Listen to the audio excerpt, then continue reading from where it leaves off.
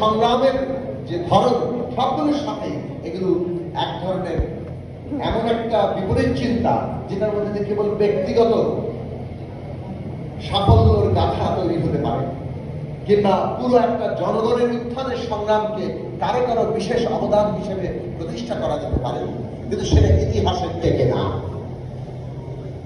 এটা ইতিহাসের টেকে নাই অতীতেও, এটা ভবিষ্যতে ইতিহাসের টিকতে না।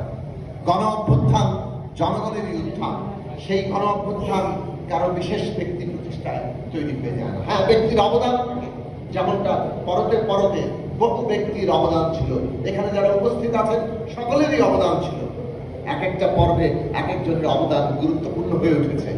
সর্বশেষ আমরা দেখেছি অভ্যুত্থানে এই যে আক্তার কিংবা নাহিদ কিংবা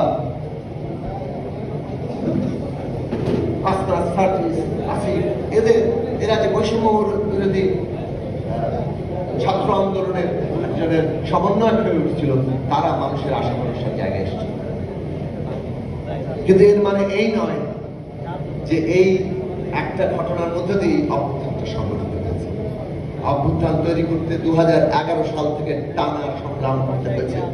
বহু মানুষ গুম খুনের শিকার হয়েছে, বহু মানুষ নানাভাবে অত্যাচারিত হয়েছে, লক্ষ লক্ষ মামলা, লক্ষ লক্ষ মানুষের বিরুদ্ধে তা দিনের পর দিন কারাবরণ, এই সব ছিল এর প্রেক্ষাপট।